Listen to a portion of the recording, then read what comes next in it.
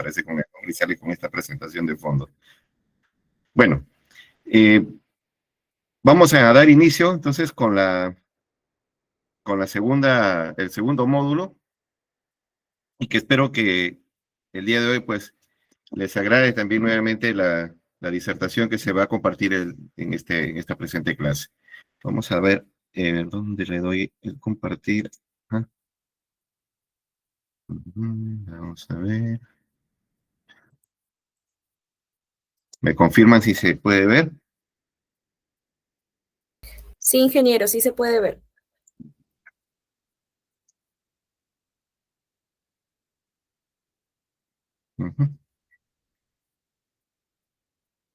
Bueno, entonces, continuando con la programación, en este segundo módulo es concerniente a lo que es evaluación de riesgos eléctricos. Todos estamos expuestos a sufrir alguna consecuencia producto de la probabilidad de que nosotros tengamos un contacto con alguna fuente de poder o algún equipo que esté energizado, que esté en proceso operativo o como proceso estático, o sea, mejor dicho, estar en una situación estática, pero que está presente la energía viva, ¿no? Entonces, para ello nosotros vamos a tener que realizar en todo momento una evaluación de riesgos eléctricos. ¿Y esto qué cosa nos quiere decir, ¿no? En este módulo de evaluación de riesgos es, primero, considerar la identificación de peligros comunes, realizar un análisis de riesgos, arco eléctrico, choque eléctrico y quemaduras, y los cálculos de distancias de aproximación según la norma NFPA 70E, prácticas de etiquetado y señalización. Empezamos entonces con la identificación de peligros eléctricos más comunes. Primero, ya todos nosotros tenemos conocimiento de qué cosa es un peligro y que nos han volcado en cada oportunidad que tenemos al incursionar en los locales de algunos clientes donde nosotros realizamos nuestras actividades, ¿no? Y siempre nos dicen, ¿no?, que el peligro es la posible fuente de daños a la salud y peligroso significa exposición al peligro, ¿no? Pero también tenemos que tener en cuenta la pregunta, ¿cuál es el peligro? Bueno, de acuerdo a la información que nos provee la norma, nos dice que la electricidad es una fuente de energía invisible y es omnipresente. No se puede oler ni ver hasta que es demasiado tarde. El cuerpo humano es un excelente conductor, las consecuencias son inmediatas y a menudo graves o fatales. Los efectos pueden ser fatales o causar lesiones permanentes. Entonces, nosotros deberíamos tener en cuenta, con estas 5 respuestas a lo que es el peligro, nosotros vamos a concluir que el peligro es toda condición que represente un riesgo para nuestra integridad. Muchas veces nosotros detallamos, ¿no? O aseveramos que el peligro, ese siempre nos dice, el peligro es todo lo que nos rodea. Pero si nosotros asumiéramos esa primera, esa premisa, y entonces de repente andaríamos pues como una liebre asustada, ¿no? Salimos y todo, estar totalmente alertas de que hasta donde piso me va a representar un peligro y una exposición a que yo pueda sufrir algún tipo de daño. Lo que nosotros tenemos que considerar es lo siguiente, ¿no? Que toda fuente nosotros tenemos que determinar cuál es el estado situacional o qué características va a representar para que esa fuente represente un potencial que pueda atentar contra mi integridad. Esto va a estar enmarcado desde el punto de vista al grado de exposición al que yo me voy a enfrentar. Y como lo dice acá, ¿no? Es una fuente de energía invisible y omnipresente, ¿no? No lo podemos ver, pero sabemos que está cerca a nosotros. No se puede oler ni ver, dice, hasta que es demasiado tarde. Claro, no lo voy a oler, no lo voy a ver, pero me voy a dar cuenta cuando ya sienta la descarga, ¿no? Y no sabremos si viviremos para contarlo, ¿no? Por eso dice, hasta que es demasiado tarde, dependiendo de a qué nivel de tensión nos vamos a exponer y si vamos a salir ilesos en función también al tiempo de exposición al que nos estamos enfrentando. El cuerpo humano es un excelente conductor y efectivamente es un excelente conductor porque el mayor porcentaje del cuerpo humano, el 90% aproximadamente, está conformado por líquido. Y la pregunta para cada uno de ustedes, ¿por dónde o en qué parte del cuerpo es donde se determina la mayor cantidad de ese líquido? ¿Tienen alguna idea? ¿O representa todo el cuerpo? Exactamente. ¿Por dónde creen ustedes que es donde se desplaza la mayor cantidad de fluidos de nuestro cuerpo? ¿Y por dónde es que justamente se va a trasladar la energía eléctrica, el amperaje, cuando nosotros tenemos un posible contacto con justamente esta fuente de energía? ¿A través de qué parte de nuestro cuerpo es por donde se va a desplazar eh, esta energía eléctrica? ¿Alguna opinión?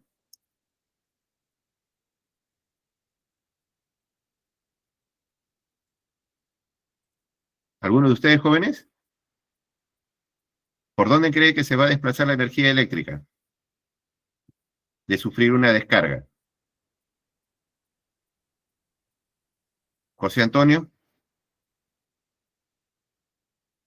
en huesos, corazón y cerebro.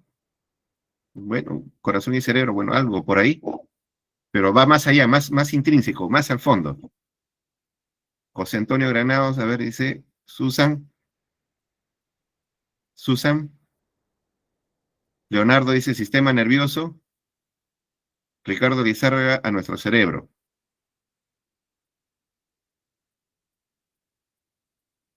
Manos y pies.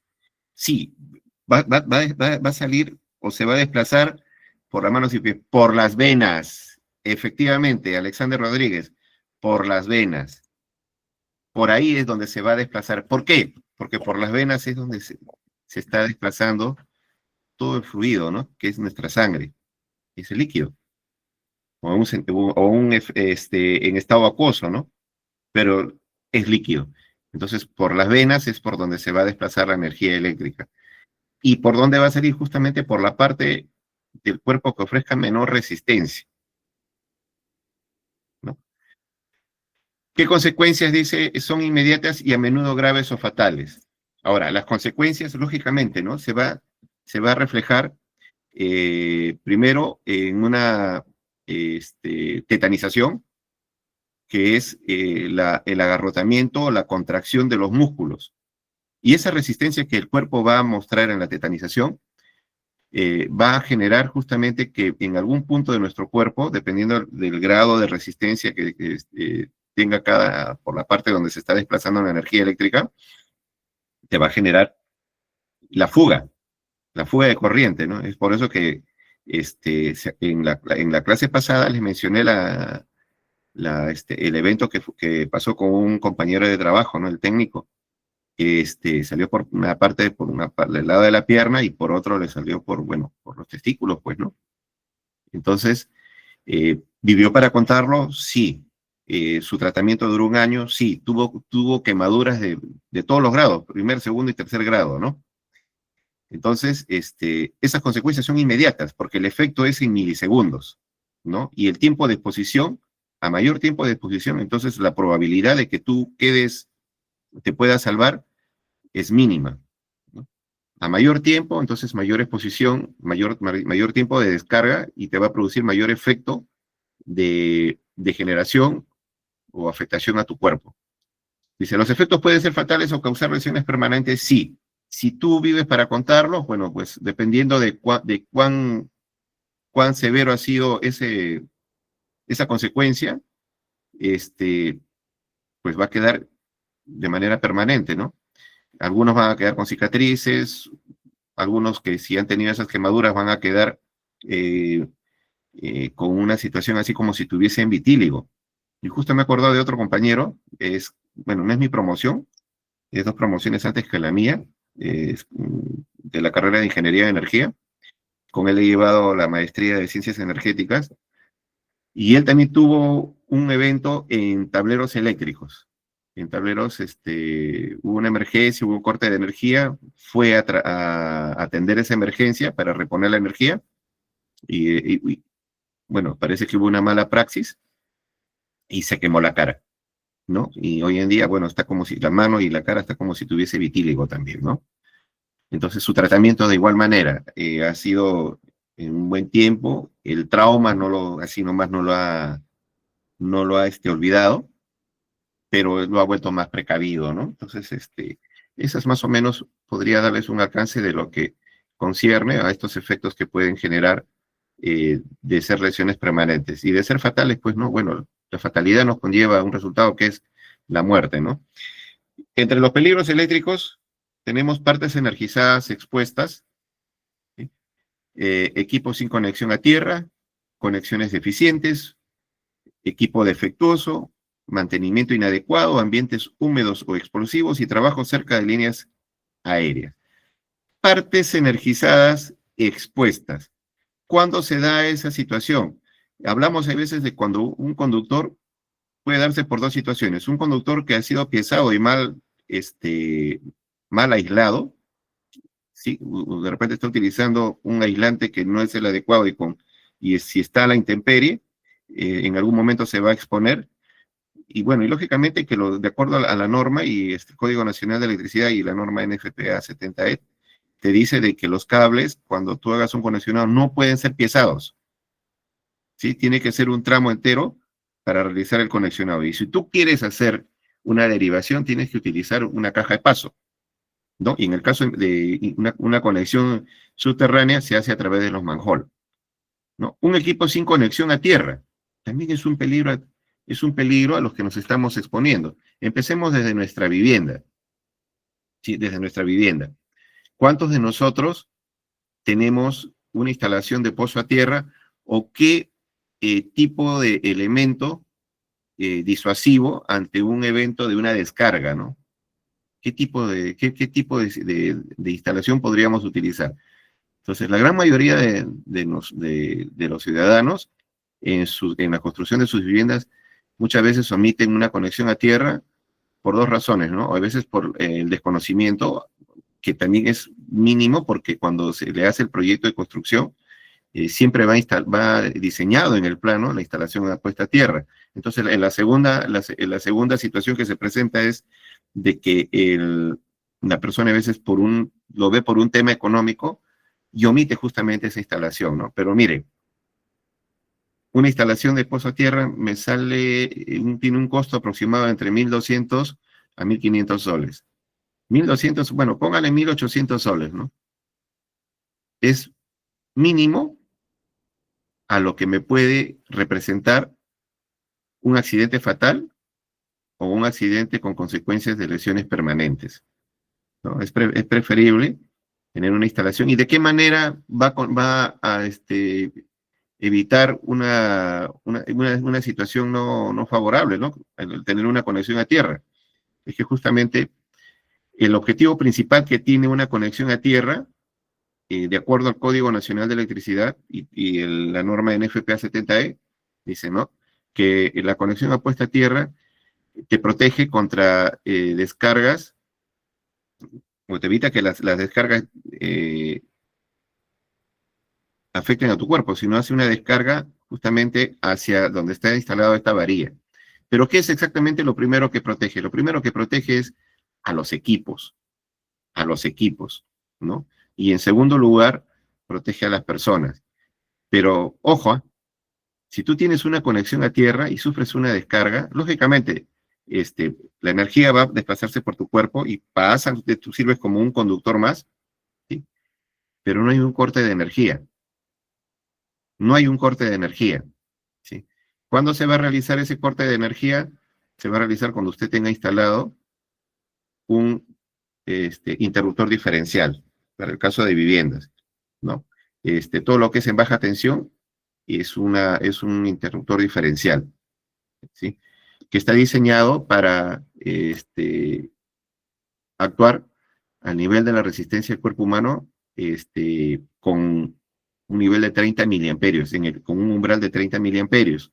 Quiere decir que cuando usted tiene una pequeña descarga, ¿sí? Cuando usted hace un contacto con un cable energizado o con alguna parte que esté con presencia de energía eléctrica, ni bien usted toca, va a sentir ni bien está sintiendo esa pequeña descarga e inmediatamente corta la energía. Ahora, ¿qué pasa cuando están instalados la conexión a tierra y la llave diferencial? ¿Sí? Lo que pasa es que cuando hay va a haber un doble efecto. ¿Qué va a suceder? Si tú tienes una conexión a tierra y la llave diferencial juntos, cuando hay una falla de conexión, o sea, hay cables que están, posiblemente están haciendo tierra, o sea, la parte metálica está desnuda y está haciendo contacto con la pared, con la parte de la construcción, inmediatamente va a saltar el térmico, el diferencial, y va a cortar la energía, ¿sí? Sin embargo, si tú solamente tienes la puesta a tierra, se va a producir la descarga por la varilla, ¿sí? Va a descargar hacia la varilla, pero va a seguir fluctuando. Entonces, lo que va a hacer en la diferencial es que va inmediatamente, por el contacto que tiene la persona, va a hacerlo inmediatamente, esto corte la energía, ¿no? Conexiones deficientes, el gran problema que tenemos. De acuerdo a la normativa, también nos dicen que las conexiones, los cableados, para empezar, ¿no? Los cableados como máximo deben durar entre 8 a 10 años. 8 a 10 años. Eso quiere decir que entre 8 a 10 años nosotros ya debemos estar realizando los cambios del cableado interno que tenemos en nuestras viviendas, en los lugares de trabajo, ¿no? Conexiones deficientes por una mala práctica de hacer un conexionado. Recuerden que cuando uno hace un mal conexionado, situaciones se dan que hay un falso contacto, ¿sí? Ese falso contacto genera pues un sobrecalentamiento, ¿no? Entonces empieza a calentar y empieza el conductor a perder su aislamiento. Esto va a generar, la pérdida de aislamiento va a generar que se queme la parte del aislante y como consecuencia te va a generar un cortocircuito. Un equipo defectuoso de igual manera. ¿Qué pasa con los equipos defectuosos? ¿No? Imaginemos, pues, no sé, a ver, una moladora. La moladora, o de repente una máquina de soldar, ¿no? Empecemos con una moladora. A veces internamente el equipo está, por su mismo uso y por su falta de mantenimiento, cuando no hay un mantenimiento programado, puede desprenderse algún cable interno, o por el uso indeterminado. Esos cables son delgaditos, internamente estamos hablando de un cable número 16 AWG, ¿no? Entonces estos cables empiezan a hacer contacto con la carcasa, ¿sí? Y cuando uno aplica pues toda la potencia para hacer un corte con la moladora, puede sufrir una descarga por un contacto indirecto, ¿no? Y más aún si ese equipo no está con su pin para el conexionado de aterramiento. Ambientes húmedos o explosivos. Este es otro gran problema que siempre se presenta, ¿no? Los ambientes húmedos explosivos. Más que todos los ambientes húmedos, cuando no hay una buena instalación con todos los equipos de protección y el lugar presenta bastante humedad o presencia de agua en el piso, como el caso de las plantas industriales, donde siempre va a haber presencia de no solamente de humedad, sino de charcos de agua, el trabajador está más expuesto justamente a este tipo de situaciones que puede sufrir una descarga al hacer primero una mala maniobra y segundo porque el equipo no está o no comprende con los equipos de protección. Trabajo de cerca de líneas eléctricas aéreas. Cuando no mantenemos la distancia mínima de seguridad, ¿no? Para baja, y media y alta tensión, sobre todo en lo que es el tema de media tensión. Uno de los claros ejemplos, por ejemplo, en viviendas, siempre se han suscitado los accidentes en la construcción de las viviendas, ¿no? ¿Por qué? Porque siempre pasa por ahí, cerca de los voladizos, están pasando los cables de la instalación de cables de media tensión, ¿no? ¿Y cuál es el tipo de contacto que tiene? Justamente con los fierros de construcción a la hora de hacer el izado de esos materiales, estos fierros, al tratar de almacenarlos en el techo para empezar a hacer el armado de la cobertura del techo, es que justamente esos fierros entran dentro del campo de inducción de estos conductores energizados. Y es por eso que reciben justamente la descarga, y en esas situaciones son fatales, ¿no? En una planta industrial, de igual manera, ¿no? ¿Dónde lo podemos ver? Punto número 1, tienes en la subestación. Punto número 2, en los tableros de fuerza. Punto número 3, en los cables de bajada de las posterías, ¿no? Donde uno está más expuesto. ¿Y qué son los riesgos? Es una combinación, dice, de la probabilidad de ocurrencia de las lesiones y la gravedad de lesiones o daños a la salud que resultan de un peligro. Lógicamente, ¿no? Los riesgos prácticamente es la probabilidad de que esa persona, nosotros como trabajadores, ¿qué tanto la probabilidad es qué tanto yo me voy a acercar para que yo me pueda tener esa probabilidad de hacer contacto? Recuerden que con la energía eléctrica el contacto no necesariamente es que yo toque esa fuente. Basta unos centímetros para que uno ya inmediatamente reciba la descarga, ¿no? ¿Cuáles son estos riesgos? Hablamos de un choque eléctrico, un arco eléctrico, una explosión por arco y quemaduras térmicas, que estos son los más típicos. Por eso le mencionaba el caso del otro de mi compañero de la universidad, que sufrió la quemadura al ir a hacer el mantenimiento correctivo en el tablero de baja tensión, pues en postería, ¿no? La quemadura se dio como efecto del arco eléctrico. O sea, él no llegó a tener o sea, no metió mano y sufrió la descarga, no. Lo que a él le produjo fue la quemadura, ¿no? Por el arco eléctrico, ¿no? Se generó la explosión, ese destello, esa liberación de energía calorífica, le generó la quemadura, ¿no? Y como les vuelvo a mencionar, el tratamiento fue bastante, por un tiempo regular, por decirlo así, y según lo que me contó la última vez que nos reunimos, que eso fue el año pasado, justo vino acá a mi casa con otro colega, teníamos un trabajo de la universidad, y mencionaba, ¿no? Que como tenía hasta en la mano todavía, tiene esas consecuencias, como le digo, una presentación como de la enfermedad del vitíligo, y utiliza unas manoplas o manopleras, ¿no? Tipo guantes, que salen los dedos nada más, ¿no? Y nos enseñaba, me decía, ¿no? No puedo cerrar bien o hacer puño, no puedo cerrar bien, contraer los dedos, ¿no? Porque se me ha agarrotado en tanto los nervios de la mano, ¿no? Y las quemaduras, bueno, tuvo quemaduras de segundo grado y no de tercero, pero sí de segundo grado, porque si hubiese sido de tercero, bueno, hubiese habido necropsia, ¿no? La necropsia es la quemadura que te llega hasta el hueso. Proceso general para realizar una identificación de peligros. Estimar la gravedad potencial de una lesión y daños a la salud. Estimar la probabilidad que ocurra una lesión o daño a la salud y determinar si se requieren medidas de protección. Aquí tenemos un cuadro que ustedes entiendo de que lo han visto a la hora de elaborar sus IPRC continuos, ¿no? Donde ustedes van en las columnas verticales nos va a establecer los grados de severidad, y en las filas las probabilidades, ¿no? Y tenemos pues del 1 al 5, ¿no? La unión o la intersección de cada uno de ellos nos va a determinar justamente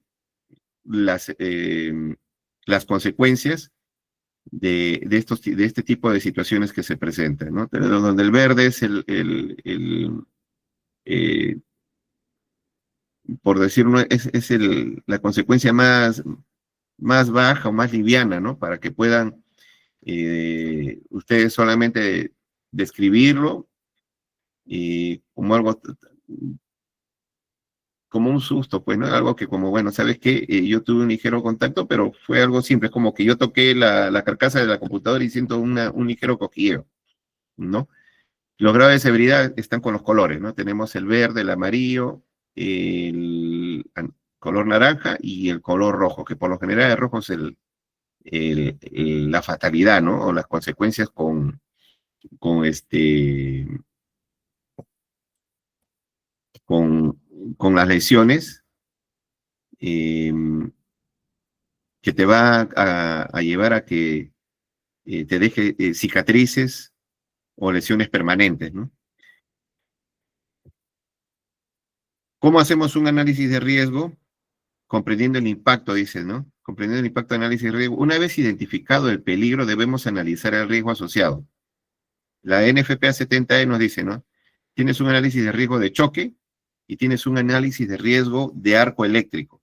En esta imagen tenemos a un operador con su traje ignífugo, en el cual aquí podemos entender que por lo menos debe estar a un nivel de tensión pues de 24 o 30 kV, ¿no? Cuando hablamos de un riesgo de choque, ¿no? Es cuando el riesgo de choque es cuando entran en contacto dos partes metálicas o dos cables energizados, ¿sí? Y el análisis de riesgo de arco eléctrico, bueno, es la consecuencia que se va a producir por el riesgo de choque, ¿no? ¿Qué cosa te va a generar cuando hay un choque? Justamente una explosión y te genera un arco, ¿no? Un arco en el acercamiento entre esos dos conductores. El choque eléctrico, dice, es asociado al paso de la corriente eléctrica de la corriente a través del cuerpo a causa de un contacto o aproximación a conductores o partes energizadas. ¿Cuál es el peligro principal? La contracción muscular. Cuando nosotros tenemos el contacto con esa parte energizada o esa fuente energizada, por eso le decía, ¿no? Viene la tetanización porque hay un agarrotamiento. ¿Qué hace? Que con esta descarga de energía hace que tus músculos se contraigan. Por eso que siempre hablan, siempre se mencionan, oye, se quedó pegado, ¿no? En un sentido coloquial, ¿no? Se quedó pegado, ¿no? No es que se quedó pegado, lo que pasa es que la primera reacción que uno tiene es contrae todos los músculos. Y al contraer todos los músculos y los nervios, entonces ahí produce el agarrotamiento, ¿no? Luego, ¿qué más tenemos? Una fibrilación ventricular, ¿no? ¿Qué cosa es una fibrilación? Es un paro cardíaco. Y también podríamos decir que también hay un paro respiratorio, ¿no? Y un paro respiratorio que se va a dar, vas a dejar de respirar justamente por este agarrotamiento también, ¿no? Los músculos se contraen, los músculos también de los pulmones, y dejas de respirar, pues, ¿no? Entonces, por eso viene un paro respiratorio, ¿no? Una paralización de las funciones del proceso de inhalación y exhalación del oxígeno. Y también las quemaduras internas. El paso de la energía eléctrica o del amperaje que va a recorrer tu cuerpo va a generar que por donde se va a desplazar y por el lado que ofrezca la resistencia o la menor resistencia es por donde va a salir o va a haber el desfogue de esta energía, ¿no? Que se va a manifestar a través de quemaduras. El análisis de riesgo de choque eléctrico dice prevenir el contacto con partes energizadas, determinar la probabilidad de ocurrencia y severidad del daño. ¿Cómo yo voy a prevenir el contacto con partes energizadas? ¿Cómo creen ustedes, jóvenes? A ver, los que están en línea, en sus experiencias laborales, ¿cómo ustedes determinan la prevención del contacto con partes energizadas? ¿Qué es lo primero que tienen que hacer?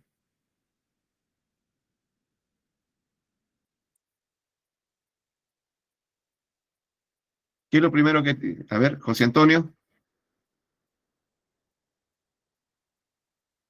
utilizando un amperímetro, ¿ya? desactivar la llave eléctrica, hacer un corte de energía, estar capacitado, EPPs dieléctrico, ¿sí? Están todas las, cortar la fuente de energía, desconectar toda fuente de energía, también los EPPs, hacer un hiper C, las 5 reglas de oro, desenergizar el equipo. Sí. Lo primero que todo lo que ustedes están manifestando, jóvenes, están en lo cierto. Lo que nosotros tenemos que hacer es simplemente darle un orden a esa secuencia. Lo primero que nosotros hacemos es, antes de intervenir un equipo o una parte energizada, ¿sí?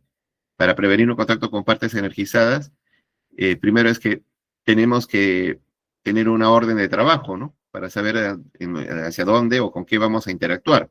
Una vez que está establecido la orden de trabajo, se supone que ya hemos pasado el proceso de evaluación de que ese personal que va a realizar esas actividades, ¿sí?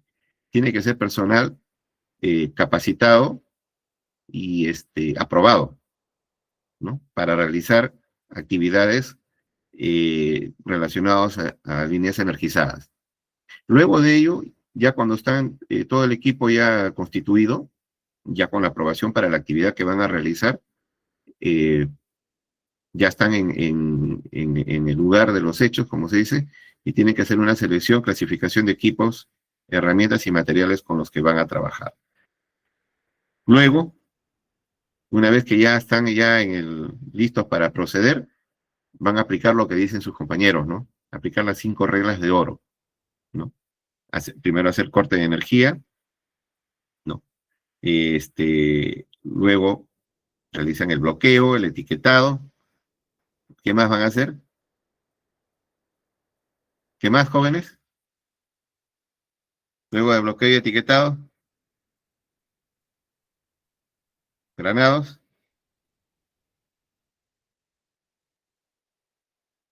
Hacen corto. Puesta a tierra. ¿Sí? Luego revelan. Luego del aterramiento hacen un revelado de tensión, ¿no? Y hacemos una verificación si hay el testeo, ¿no? Y luego hacemos una verificación con ellos si es que hay energía eléctrica, ¿no?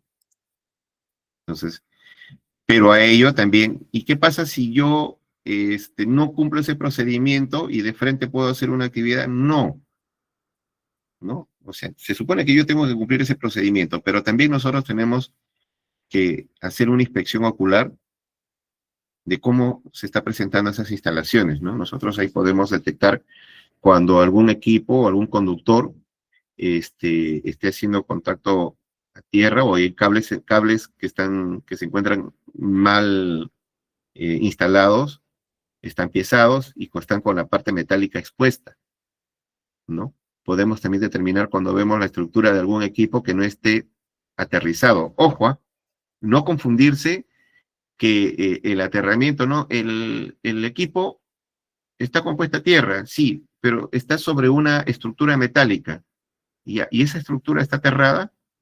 Y ese es el otro gran error que tenemos en todos los lugares, ¿no? De la actividad que he estado realizando en esta auditoría, la gran mayoría de los soportes, llámese de motores, de tableros eléctricos, de las estructuras metálicas, de las bandejas metálicas, las coberturas del techo, no tenían el aterramiento correspondiente, ¿no? Y eso es algo que nosotros siempre tenemos que hacer, o tener presente en realizar una inspección ocular, ¿no? Durante el proceso que nosotros vayamos también a aplicar las 5 reglas de oro, ¿no? No podemos fiarnos, porque ¿qué pasa cuando ya yo no he verificado cómo están las instalaciones? He aplicado las 5 reglas de oro, ¿no? Y cuando llega el proceso de volver a energizarlo. ¿Qué pasa si por ahí no omití y no hacer una inspección? ¿Cómo están esas instalaciones? Para que yo no vaya a tener contacto justamente con partes energizadas. Determinar, dice, la probabilidad de ocurrencia y severidad del daño. Sí. Y eso es lo que siempre se realiza, ¿no? Por eso es que nosotros aplicamos las 5 reglas de oro para determinar si suscitarse una situación como ella, ¿no? De esta ocurrencia, ¿cuál sería la severidad? ¿No? Yo, ¿cómo voy a minimizar? Justamente con los controles, los 5 controles que se están presentes, ¿no? Eliminación, sustitución, ingeniería, control administrativo y los CPPs. En este caso, uno de sus compañeros mencionó, ¿no? Verificar con un equipo, ¿no? Si hay energía eléctrica, llámese una pinza amperimétrica. Ese es tu control de ingeniería. Pero esto va acompañado, ese control de ingeniería, va acompañado con tu EPP, que es tu control, tu última barrera de control, ¿no? Que vas a utilizar guantes dieléctricos. Pero también vas a utilizar, pues, tu control administrativo, que cuáles son tu IPRC continuo, tu PET, tu PETAR, ¿no? Tu permiso, trabajo de alto riesgo, ¿no? Tus autorizaciones. ¿Cuáles son esos factores que afectan la severidad? La cantidad de corriente que fluye por el cuerpo, número 1. O sea, ¿a qué se refiere? ¿A cuánto de amperaje? ¿Cuánto de amperaje va a recepcionar tu cuerpo cuando tengas el contacto con esta fuente de energía? La trayectoria de la corriente a través del cuerpo. Sí, sabemos que se va a trasladar la energía eléctrica a través de tus venas, ¿no? Pero ¿por qué parte de tu cuerpo? Llámese, depende cómo tienes el contacto, que puede ser cabeza, mano, mano, pie, etcétera, etcétera, ¿no? Un segundito que ya se va a apagar la laptop. ¿Qué más tenemos? Duración de la exposición. Ah, eso sí, ¿no? Entonces, la duración de la exposición es otro de los factores determinantes, ¿no? A mayor tiempo de exposición, la probabilidad de que sobrevivas o que las consecuencias, las consecuencias van a ser mayores, pues, ¿no? A mayor tiempo de exposición, ¿no? O te va a dejar con secuelas, si es que sobrevives, ¿no? O como que también te va a conducir a la fatalidad, ¿no? Y si te va a dejar con secuelas, pues la otra consecuencia va a ser de que no vas a poder trabajar, ¿no? El voltaje de la corriente, dice, y presencia de humedad, ¿no? La presencia de humedad, y no solamente la presencia de humedad, ¿no? O sea, de que puede, en el mismo lugar de trabajo. Muchas personas hay veces, resultan, dependiendo de en qué lugares trabajen, por ejemplo, donde creen que haya una mayor exposición, de estar con humedad y exponerse a equipos o conductores energizados, ¿no? Y que puedan sufrir una descarga. Si estás en la selva y hay, bueno, la humedad, la lluvia, tu exposición también es alta. Si estás en la costa, dice, no, pero oye, pero es clima seco, sí, pues, pero te hace transpirar, estás con el polo mojadito, ¿no? Y vas a hacer ese tipo de trabajos, tu mano está que te transpira. Hay una situación o una condición que se presenta, ¿no? De tener justamente esta presencia de humedad, ¿no? El EPP necesario dice para proteger contra el choque. Entonces yo debo utilizar un EPP o los EPP necesarios, empezando con herramientas aisladas, herramientas dieléctricas, ¿no? Estas herramientas tienen que tener un alto grado de rigidez dieléctrica para poder oponerse al flujo de corriente o de un contacto, ¿no?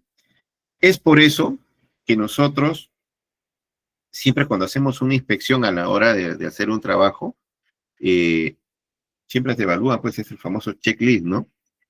Les cuento una experiencia chiquita, ¿no? Yo trabajaba en Hidrandina Chimbote.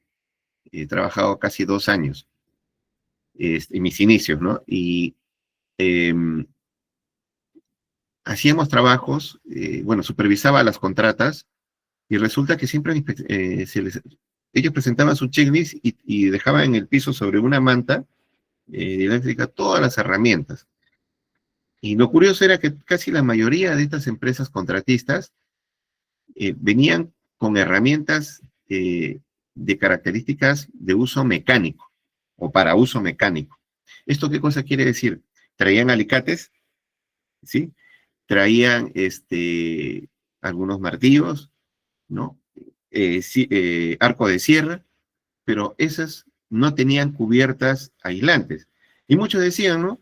Pero ingeniero, pero si vamos a trabajar sin línea viva, en frío, sí pues, pero ¿qué pasa si hay un mal aterramiento? ¿No? Y hay una descarga por inducción, y no estamos hablando de baja tensión, ¿no?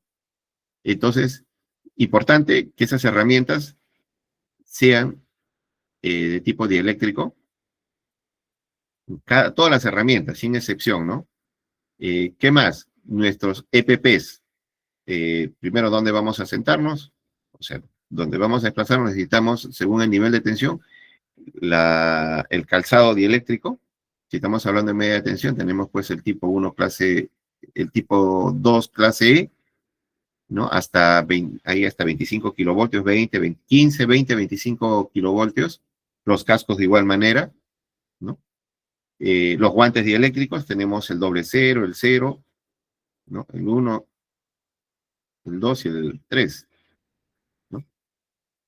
La distancia de aproximación, hay aproximaciones que nosotros tenemos que respetar nuestra distancia con respecto a la fuente energizada, ¿sí?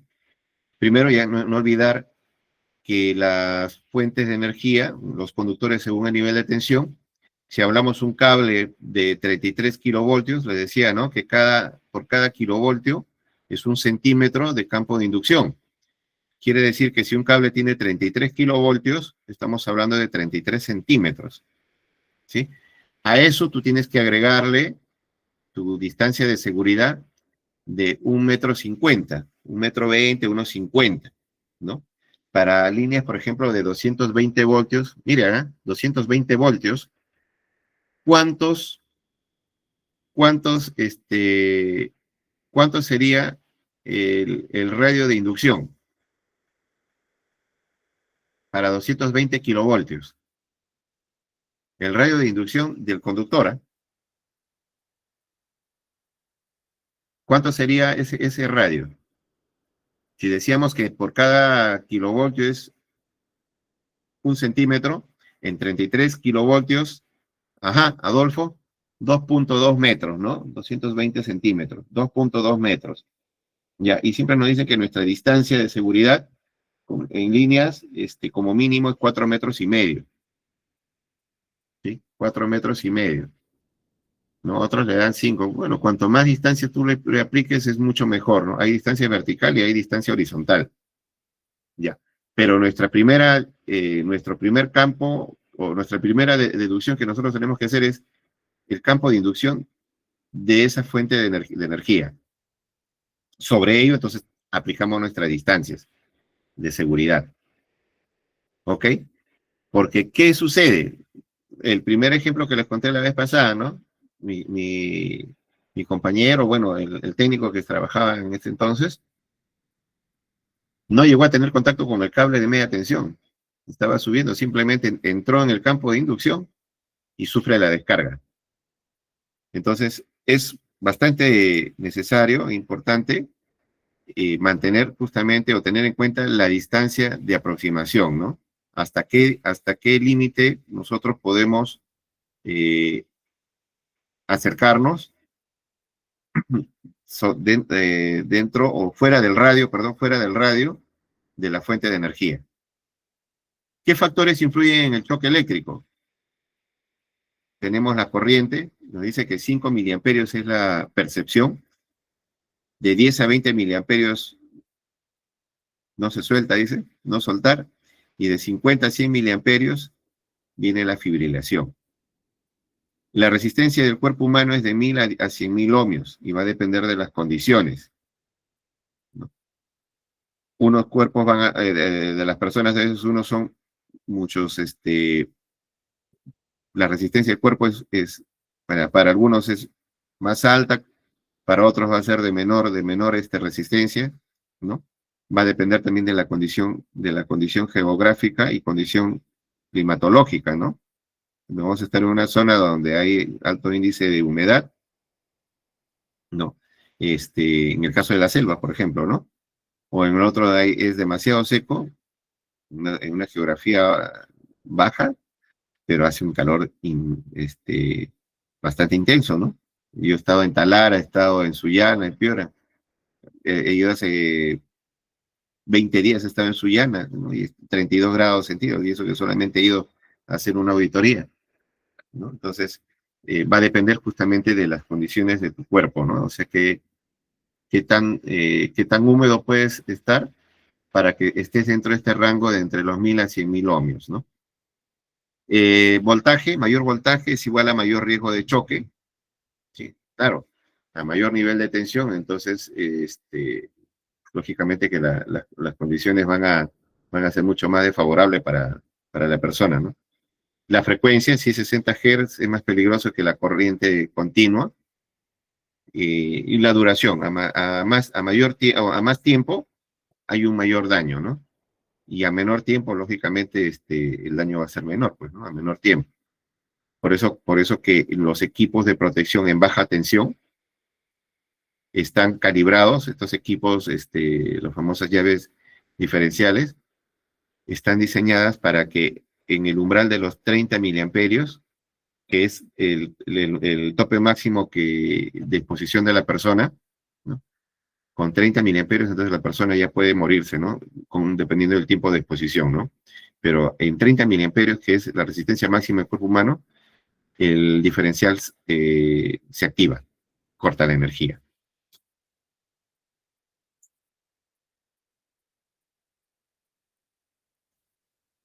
Arco eléctrico es un riesgo asociado con la liberación de energía del relámpago de arco, causado por el contacto o la falla de los equipos que pueden resultar en choque eléctrico, quemaduras o heridas por relámpago.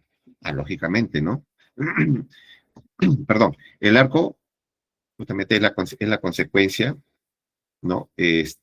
Cuando ya han hecho contacto dos cables energizados, ¿no? O se ha hecho contacto entre dos partes metálicas, ¿no? Y te genera, pues, este arco o el relámpago, ¿no? Y tener contacto con la persona, aparte de recibir ese choque eléctrico, bueno, te va a generar la herida por el desfogue de la energía y también por la alta temperatura, ¿no? Peligro principal, dice, una explosión de energía causada por una falla eléctrica. Por lo general, estas explosiones siempre se dan en el rango de los niveles de tensión de media y alta tensión. Yo me acuerdo, eh, cuando era niño, bueno, ¿cómo es, no? Uno cuando siempre evoco siempre la memoria, me acuerdo que a veces hacían unos mantenimientos de cables subterráneos. No sé si alguno habrá podido tener alguna experiencia, ¿no? Y actualmente a veces cometen ese error, pero ya es menos. Antes, en mis tiempos, dejaban la zanja abierta con el cable expuesto, los cables de media tensión. Miren cómo era nosotros de niños la travesura y que no medíamos el peligro, ¿no? ¿Y saben qué hacíamos? Me acuerdo, agarrábamos tierra, ¿ya? Y lo echábamos en la zanja y se generaba esta declaración, ¿eh? Y generaba el arco, la exposición o la emanación de humo, pues, ¿no? Producto de este cortocircuito que se generaba, ¿no? Y el calor mismo, inclusive está con flama, ¿no? Imagínense, mire, y siempre había a veces la palomilla entre los niños, a veces nos empujábamos, ¿no? Imagínense que un niño se caiga ahí en la zanja donde está el cable y se quedan como esas muñecas, esos muñecos que ponen en Año Nuevo, ¿no? Pero eso ha ido mejorando, justamente las empresas eléctricas hoy en día ponen en práctica, de acuerdo a lo que se aplica en la norma también, la NFPA 70I, que lo ha tomado el, el RCSATAE, Reglamento de Seguridad de Salud en el Trabajo para Actividades Eléctricas, donde dice, ¿no? Que si tú realizas un trabajo de excavación y tienes líneas energizadas, una de dos, lo terminas de hacer el trabajo para que puedas cerrar el hoyo, ¿no? Donde están esos cables presentes, y si no lo terminas en el horario, en el día de trabajo, no lo puedes dejar abierto para el siguiente día, ¿no? Entonces, para otras actividades, por lo general, ya pues le ponen una barrera a su señalización, ¿no? Y dicen ya, o bien entra el segundo grupo en la noche o bien al día siguiente. Pero para el caso de actividades con energía, ya no se puede hacer eso, ¿no? O sea, lo termina sí o sí, o, o lo vuelven a tapar, ¿no? Entonces, por eso es que los trabajos a veces se programan para que se realicen temprano y se terminen temprano, ¿no? O sea, ¿hasta qué hora o hasta qué horario? Hasta las 5 de la tarde. En todos los trabajos, cuando se hace mantenimiento eléctrico, es hasta las 5 de la tarde. Los que han podido experimentar, por ejemplo, los mantenimientos de cables de media tensión en zonas residenciales, ustedes se habrán podido dar cuenta, dice, ¿no? De 7 de la mañana, de 7 de la mañana a 5 de la tarde, ¿no? 5 o 6 de la tarde. Durante esos parámetros de tiempo, no hay energía, ¿no? Y usted puede salir a la vía pública y va a ver justamente a los técnicos realizando esas actividades realizando trabajos en altura en las posterías, ¿no? Haciendo la limpieza de conductores, limpieza de los putados, transformadores, ¿no? Llega a las 5 de la tarde y recién lo activan, ¿no? Y si no han terminado, porque yo también he participado, ¿no? Y ya, déjalo ahí. La cosa es que a las 5 todos bajen de donde están y se hace el proceso inverso de bloqueo, ¿no? Para energizar, ¿no? El trabajo no, ¿sabe qué? No hemos terminado, hay que cercarlo y poner la señalización y venimos mañana. No, 5 de la tarde. ¿Y por qué a las 5 de la tarde? ¿Por qué no puede ser 6, 7 de la noche? ¿No? Porque tienes que trabajar, o esos trabajos se hacen en presencia de la luz solar, pues, ¿no? La luz del día, ¿no? En el día. No se puede trabajar de noche. En mina, este, también igual, ¿no? Cuando se habla, más que todos los mantenimientos de conductores en líneas de distribución, entonces es hasta las 5 de la tarde. Sin embargo, en paradas de planta y en actividades rutinarias también se hace, pero con una programación, ¿no? Pero ¿cuál es el requisito que te hace? Dice, ya, se va a hacer la evaluación, ¿sí? Van a evaluar con un hiper C y van a determinar para que ustedes puedan trabajar en la noche, hacer un mantenimiento eléctrico, ya, ¿cuáles son esas condiciones que debe de tener el área de trabajo? Lo primerito que se pide es que haya los famosos reflectores, que todo el área esté bien iluminada, ¿no? Y todos los que mencioné anteriormente, ¿no? Los equipos de medición, que estén revisados que cuenten con los EPPs, los controles de ingeniería, ¿no? Hay que revelar, es más, nosotros siempre llevamos doble equipo de revelador de tensión, ¿no? Para probar en todos los puntos que estén de acceso, por ejemplo, en este caso, cuando hemos hecho mantenimiento de transformadores, ¿no? Sobre pedestales, entonces, lógicamente, ¿no? Todo tu equipo correspondiente. Si no, no podías, mientras que no había iluminación, olvídense, no pueden hacer ningún tipo de trabajo, ¿no? Estos peligros principales, dice, el peligro principal con respecto al arco eléctrico es una explosión de energía causada por una falla eléctrica, que por lo general es una sobretensión y que te va a conllevar a un cortocircuito, ¿no? Libera calor extremo hasta 20.000 grados centígrados, con una luz intensa y una onda de presión. Peligro principal en trabajos con equipos energizados, ¿sí?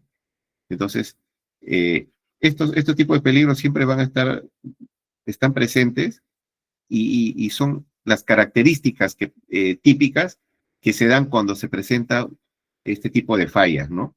Que por lo general pasa Primero por la falta de un buen mantenimiento o un mantenimiento programado, ¿no? Cuando no hay un mantenimiento programado, están sujetas justamente a que se presenten este tipo de situaciones o accidentes, ¿no? Pero nosotros también debemos de considerar eh, que ese mantenimiento es primero por las condiciones que debe de tener en el ambiente donde va a trabajar, ¿no? Pero a otro punto también, otro punto que nosotros debemos considerar para que un equipo no te vaya a generar este tipo de situaciones, es la manera como uno utiliza ese equipo, ¿no? Hay veces sobreexigimos, ¿no? O le damos más horas de trabajo a un equipo y no permitimos, pues, eh, este, o sobreexigimos en todo caso, ¿no? La capacidad de trabajo de estos equipos, ¿no? Entonces, esto te va a generar un aumento de consumo de energía o una sobrecarga, ¿no? O de repente también estamos eh, sobrealimentando los circuitos, ¿no? Con mayor carga o con más carga para que esto, lo que consuma, la energía que va a consumir no va a exceder la capacidad de transporte para el cual está diseñado esos conductores. Y así, ¿no? Ese tipo de situaciones, ¿no? Análisis del arco eléctrico. Definición. Es una evaluación del riesgo de lesiones por arco eléctrico y cuáles son esos factores críticos. La energía incidente, que se va a dar en calorías por centímetros cuadrados. O sea, ese calor va a influenciar en un centímetro cuadrado, o sea, en un punto de área de tu cuerpo, ¿no? La distancia de trabajo, que ya lo hemos mencionado, el límite de frontera de arco eléctrico, o sea, según su nivel de tensión, hasta cuánto es la distancia o el radio de frontera, ¿no? El tiempo de despeje de falla, ¿sí? Eh, bueno, nosotros podemos también determinar, ¿sí? El tiempo de despeje de falla, primero está programado con los equipos de protección, pero también nosotros tenemos que tener muy en cuenta eh, qué debemos hacer cuando hay este tipo de situaciones. Miren, en la imagen tenemos a un operador, ¿no? Eh, que aparentemente está haciendo un contacto directo y está formando justamente este pequeño arco, ¿no? ¿No? Entonces, eh, esto se va a dar justamente por una mala operación o una mala manipulación, ¿no? La energía incidente a la que podría estar expuesto el trabajador. ¿A qué tipo de energía, no? A energía eléctrica, energía calorífica. Estos dos tipos de energía se van a presentar cuando hay este tipo de arco eléctrico, ¿no? El EPP adecuado, una ropa ignífuga, una careta. Aquí, por ejemplo, este trabajador está presentando, primero ha realizado un acto subestándar, ¿no? Un acto inapropiado, pero también presenta condiciones, ¿no? Como podrán ver ahí en la imagen, no tiene guantes, no tiene careta, no tiene lentes, no tiene careta de protección y no sabemos a qué nivel de grado de protección tiene ese casco ni el calzado, ¿no? Si esa ropa es ignífuga o no. Método de energía incidente versus método de categorías de EPPs. Física del arco eléctrico. Dice que la temperatura es a 35.000 grados Fahrenheit.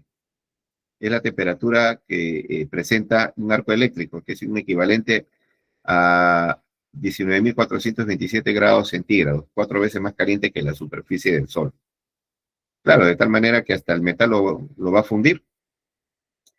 La expansión del cobre, 67.000 veces al cambiar, dice, de sólido a vapor.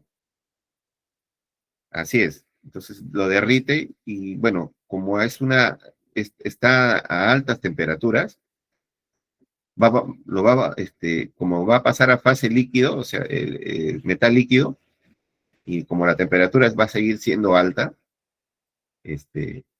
lo va a vaporizar, ¿no? Entonces va a ser de, de metal, ¿no? En este caso del cobre. La presión explosiva es 2.000 libras por pie cuadrado. bueno, en kilogramos son 9,76 kilogramos por metro cuadrado, ¿no? En el cuerpo.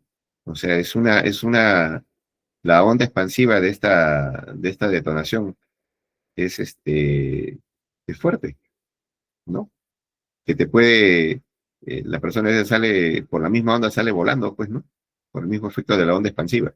La velocidad de proyección, dice metales fundidos, en el caso de metales fundidos, cuando se produce esta deflagración, va a más de 700 metros por hora. Tipos de lesiones por arco eléctrico. Tenemos quemaduras térmicas, primario, secundario. Bueno, ya sabemos que en la quemadura térmica de orden primario son aquellas que se produce como consecuencia del enrojecimiento de la piel, ¿no? Es como cuando uno va a la playa y sufre un poco de insolación y tienes el cuerpo, pues, de color rojo, pues, ¿no? Por el mismo efecto de la insolación. Y el secundario se produce con la presentación de eh, ¿cómo se llama? Ampollas, ¿no?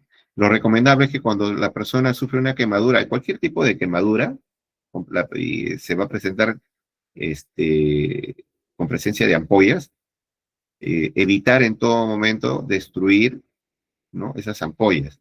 Las ampollas son es un resultado del cuerpo humano de protegerse, ¿no?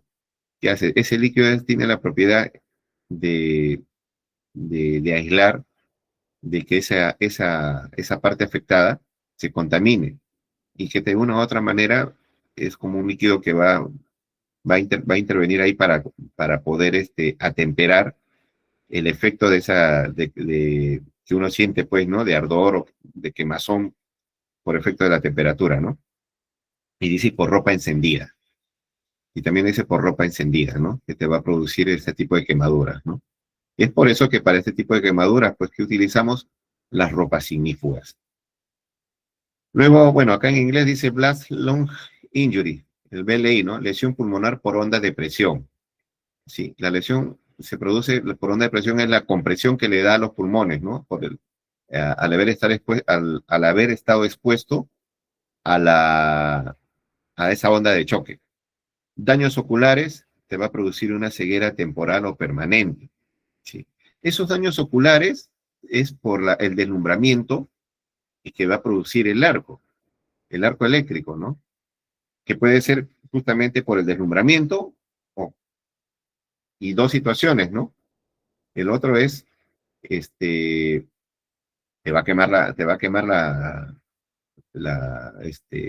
globo ocular, te puede entrar ¿cómo se llama? El mismo efecto de la radiación, ¿no? Como puede ser también la misma flama que puede producir al generarse esta deflagración. Por lo general, esta ceguera temporal se va a dar a veces por el deslumbramiento. Es similar a lo que se presenta cuando utilizan o realizan el trabajo de soldadura, ¿no? Que uno no puede estar expuesto a mirar fijamente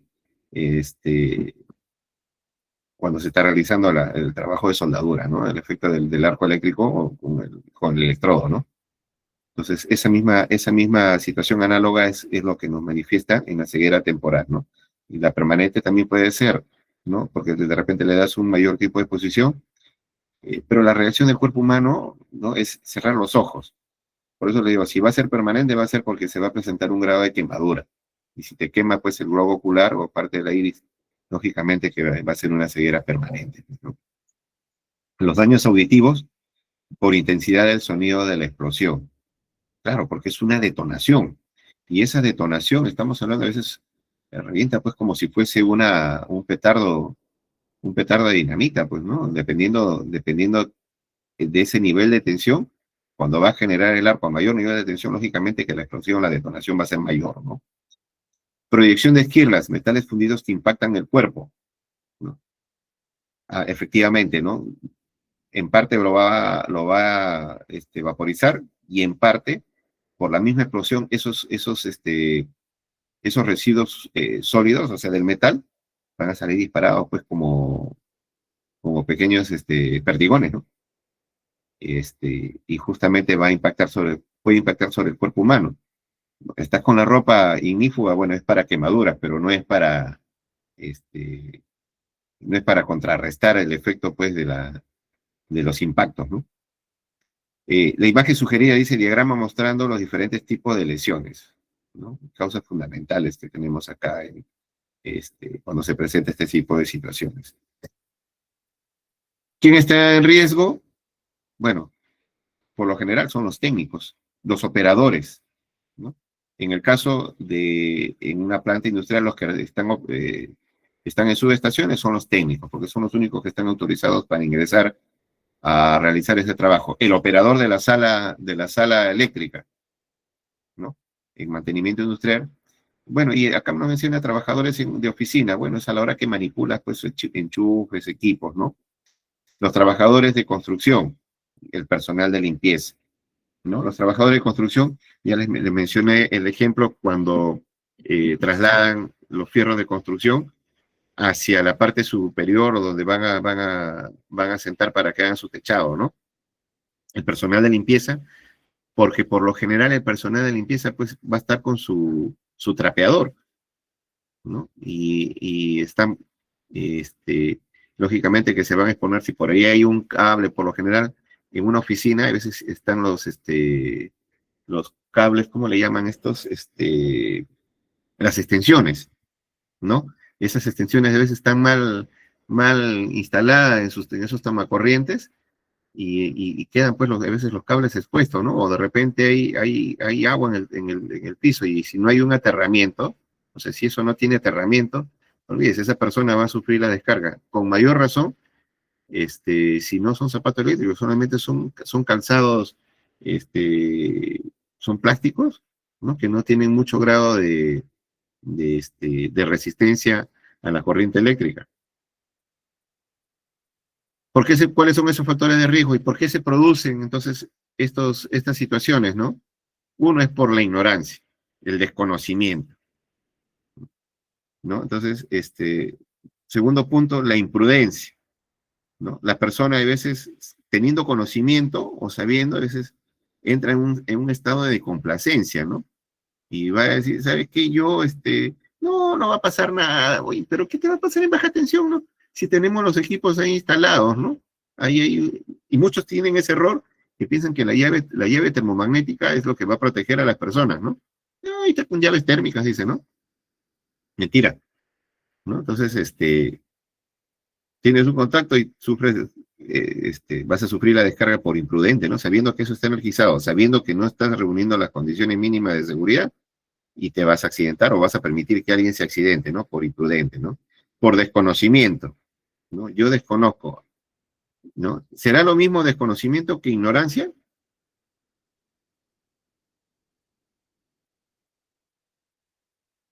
¿Será lo mismo?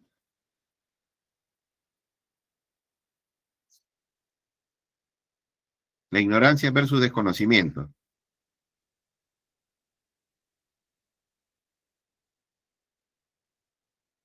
Yo puedo tener conocimiento de la electricidad, ¿no? Tengo conocimiento que en el tablero eléctrico hay llaves térmicas, ¿sí? Pero ignoro cuáles son sus propiedades, ¿no? Y el desconocimiento es que no sé nada sobre tableros, pues desconozco. Yo no soy electricista, ¿no? Desconozco. ¿Que hay una falta de preparación? Sí, también hay falta de preparación, ¿no? Tenemos un conocimiento básico y más que todo en la falta de preparación en el sector industrial se da, ¿no? Alguien que trabaja en líneas eléctricas de baja tensión, pero no ha trabajado y no tiene la preparación para líneas de media y alta tensión, podrá trabajar o realizar funciones en nivel de media y alta tensión, ¿no? Esa es la falta de preparación, ¿no? La negligencia, ¿no? Oye, qué negligente, sabes que esto está energizado y tú estás realizando el trabajo, ¿no? les doy un ejemplo de negligencia. Cuando yo empecé, hice mi primera práctica, yo terminé en el año 1994. Terminé mi carrera de electricidad industrial, terminé en instituto, ya, y me fui a hacer mi práctica en CIDER Perú, en ese entonces CIDER Perú. Y antes decir que, o catalogar a un trabajador, un técnico, ¿no? Como un trome en la parte eléctrica, antes no había mucho el tema esto de utilizar EPPs, ¿no? Te ponías tu guante dieléctrico por lo general cuando trabajabas haciendo mantenimiento en media tensión, los transformadores, después que cortaba la energía, bueno, ¿no? Pero ni aún hacía. ¿Ya? Entonces, ¿saben cómo catalogaban al profesional, al técnico? O sea, para que te digan, tú eres trome, eres bueno, tú tenías que trabajar o sea, con energía viva, o sea, con el cable energizado. ¿Ya? Y a mí me hicieron pagar derecho de piso, ¿ah? Ya, ¿qué cosa? Estaba practicando ya. A ver, tú, instálame estos los focos. ¿Ya? O si no, instálame los fluorescentes. Ya estábamos así. Y ya cortaron, sí, sí, ya se cortó la energía. Y parado sobre la mesa, una mesa de madera, y ya chambeando, pues cuando en eso voy a juntar los cables y veo la chispita y volteo a mirarlo y todos estaban concentrados mirándome. Todos estaban concentrados mirándome. Ah, ya, pasaste la prueba. Ya, termine con esta, no te va a pasar nada. Estás parado en la madera, no te va a pasar nada. Imagínense jóvenes, ¿ah? Así a mí me han hecho pasar esa prueba prueba de fe, ¿no? Yo también sorprendido, ¿no? Y luego tuve una segunda experiencia, que me hicieron una y eso fue, este, ambos, ¿no? Negligencia e imprudencia. Negligencia, este, por parte del compañero que estaba, este, había uno que estaba, no practicando, sino ya estaba trabajando, y el supervisor. Estábamos trabajando en una lancha. Esto lo hablo acá en Chimbote, ¿eh? Y estábamos haciendo mantenimiento de motor. Entonces me dice, ya, a ver, eh, empieza a desarmar, pues, para de una vez hacer el mantenimiento. ¿Ya? Y uno de ellos había agarrado y había subido, no había térmico, ¿eh? Había subido, tenía una llave cuchilla, esas antiguas. Y he sentido la descarga, jóvenes, ¿eh? Era en 440. Y me quedé aturdido así, o sea, pero o sea, he tocado nomás, y el toque lo han bajado, creo yo, la cuchilla, porque di un grito y me dio un cabezazo porque el techo es bajo, pues, ¿no? Ahí en la lancha, el techito de bajo, y me dio un cabezazo, pero he gritado y ellos se reían, ¿eh? Pero me quedé medio tontado, ¿no? Y salteo, no sé si fue que me hizo volar, pero lo que yo, que salí, pero hacia atrás, y ya cuando reaccioné, pues, estaba llorando, pues, el muchacho, pues, ¿no? Y sí, ellos que se reían ahí, ¿no? Pero hoy en día, pues, esas cosas que van a hacer es para hacer una denuncia, pues, ¿no? Y se van para adentro, ¿no? Y la ley 29783 es bien clara en ese aspecto, ¿no? Saliendo un poquito de esto, ¿no? En la ley te dicen, mira, si en un escenario así, ¿ah? Si el trabajador, tu supervisor, le dices que vaya a hacer un trabajo y no reúne las condiciones, ¿sí? Por el hecho de que tú le dices y sabes que no reúne las condiciones, no has hecho una evaluación de riesgos, ¿sí? El supervisor puede recibir una denuncia de oficio, ¿ya? Con una pena privativa de la libertad hasta de 2 años. Miren, ¿ah? En ese mismo escenario, si ese trabajador, el supervisor le manda a hacer el trabajo, ese trabajador sufre una descarga, pero no se muere, ¿ya? Y se hace la investigación y tú dices, ¿sabes qué? No, yo quiero denunciarlo porque él ha atentado contra mi vida, ¿no? Se le da la denuncia y se aplica el Código Penal, ¿ah? ¿Ya?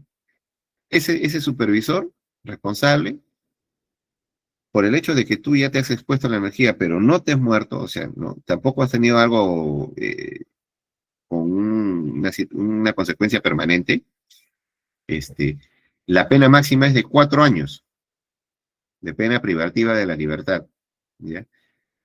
Nuevamente en ese mismo escenario, ese supervisor le manda a hacer el trabajo a él y ese trabajador se accidenta y muere, la pena privativa de la libertad mínima es de 8 años. Mínima, dice, mayor o igual a 8 años, dependiendo lo que determina la investigación del accidente. Entonces, hoy en día, este, este tipo de situaciones ya no es como antes, pues, ¿no? Ahora las normas son bien, muy, muy claras y son faltas que nadie debe cometer, ¿no? Porque todo ahora es penalizado. Por eso es que cuando ahora hay accidentes, ¿sabes a quién recae la responsabilidad? Eh, Va desde el gerente. Al primero que van es al dueño y al gerente, ¿no? Desde ahí, y corre toda la línea de mando. Entonces, lo de seguridad, antes firmaba, ahora no, ahora le dan visto bueno, ¿no? Los supervisores de seguridad, ¿no? Ellos no autorizan, simplemente corroboran y dan un visto bueno de que se está cumpliendo con los controles administrativos y ha dado la verificación y consentimiento de que pueden ejecutar una actividad que de acuerdo a la evaluación de su IPRC continuo, este, han determinado que es un trabajo con riesgo leve, pues, ¿no? Y otro de los factores de riesgo es el manejo de aparatos defectuosos, ¿no? ¿A cuántos de ustedes de repente se le ha presentado la situación que a veces le dan equipos, bueno, que están con fallas, ¿no? Que de repente no está correctamente operativo el, este, el interruptor de bloqueo, ¿no? En el caso hablamos de una moladora, de un taladro, ¿no? No está operativo, ¿no? Y ustedes trabajan con eso, ¿no? Entonces, ¿no? Y eso está fallando, de repente está haciendo contacto masa. Ustedes agarran cuando lo activan y sienten la corriente, ¿no? En la carcasa, ¿no? Entonces, más o menos relacionado a ello, ¿no? Operar equipos defectuosos, ¿no? O de repente, en el tablero, este, tengo unas llaves térmicas o unas llaves diferenciales que se encontraba así, ¿no?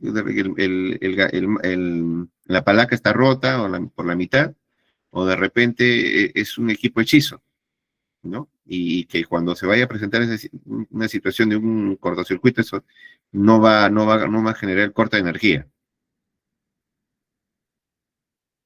Causas principales de los accidentes eléctricos. Volvemos nuevamente, ¿no? Equipos mal instalados y mal mantenidos. Cuando hablamos de mal instalados, cuando no hacemos una instalación correcta, cuando no nos hemos regido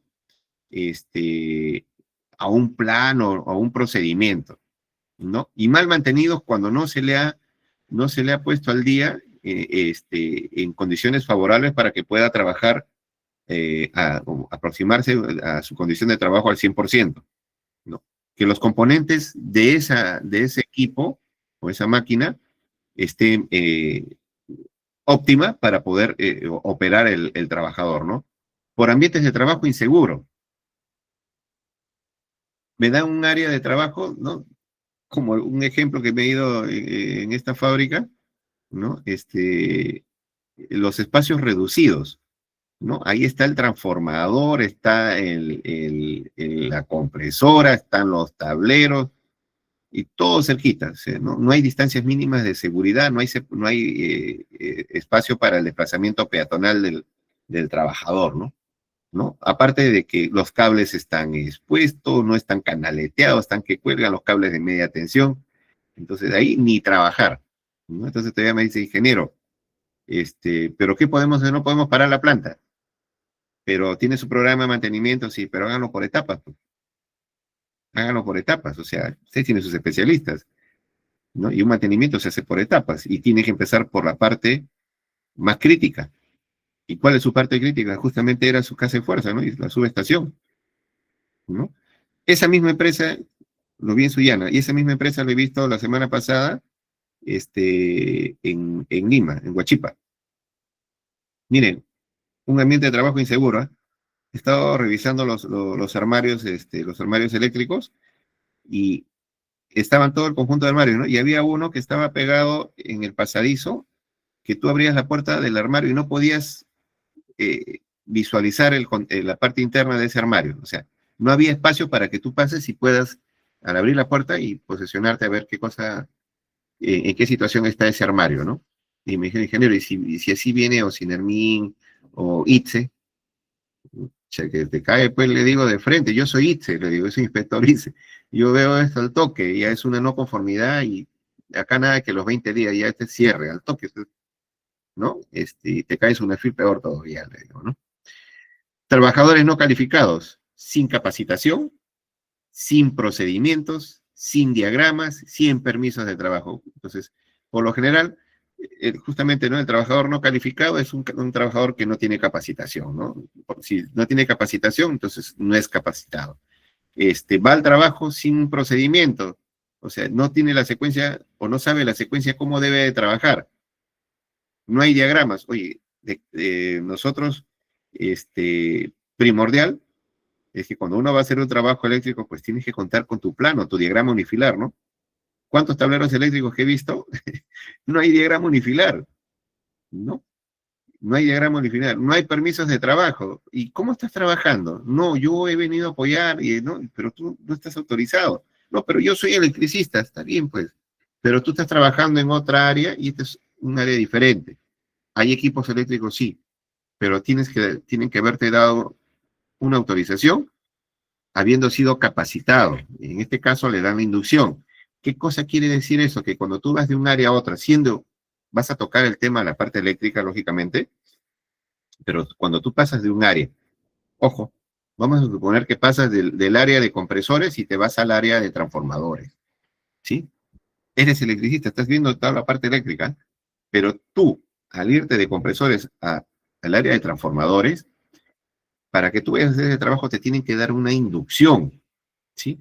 Donde te van a detallar todas las condiciones operacionales y las condiciones de seguridad que tú tienes que aplicar a la hora que vas a ir a realizar el trabajo en esa área determinada, ¿no?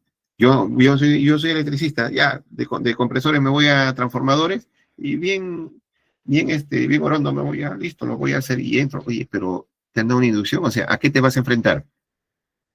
Porque el que te va a dar la información es el operador de esa área. Te va a decir, mira, por si acaso no hay mucha iluminación.